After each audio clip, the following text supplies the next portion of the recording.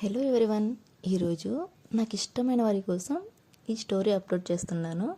మీరు కూడా విని ఎలా ఉందో కామెంట్ చేయండి. ఆవు మరియు దాని పిల్ల. ఒక చిన్న గ్రామంలో రామయ్య అనే రైతు ఉండేవాడు. అతనికి ఒక తెల్లని ఆవు ఉండేది. రామయ్య ప్రతిరోజు ఆవును చాలా ప్రేమగా చూసుకునేవాడు. అలా ఉండగా కొన్ని రోజులకు ఆ ఆవు ఒక అందమైన పిల్ల ఆవుకు జన్మనిచ్చింది. రైతు కుటుంబమంతా ఆనందంతో నిండిపోయింది. గ్రామంలోని పిల్లలు ఆ పిల్లను చూసి చాలా సంతోషపడ్డారు. అది చూడ్డానికి చాలా అందంగా ఉంది.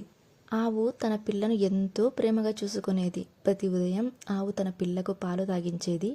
ఆ దృశ్యం చూడడానికి ఎంతో మమతతో నిండినది. తల్లి ప్రేమకు మించిన ప్రేమ ప్రపంచంలో ఏదీ లేదు కదా, అలా ఉండేది దాన్ని చూడడానికి.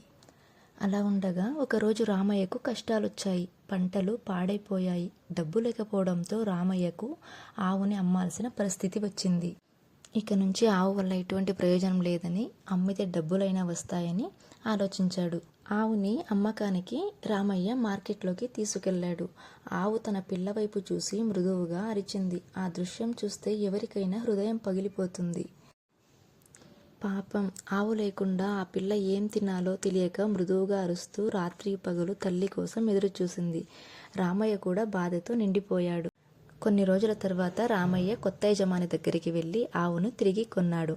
ఆవు తన పిల్లను చూసి పరిగెత్తి చేరుకుంది. ఆనందంతో గాలిలో నిండిపోయింది.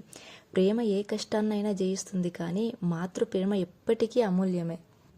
ఈ కథలో తల్లి ప్రేమ గురించి చాలా చక్కగా తెలుసుకున్నాం. అది మనిషి అయినా జంతువైనా తల్లి ప్రేమ ప్రేమే.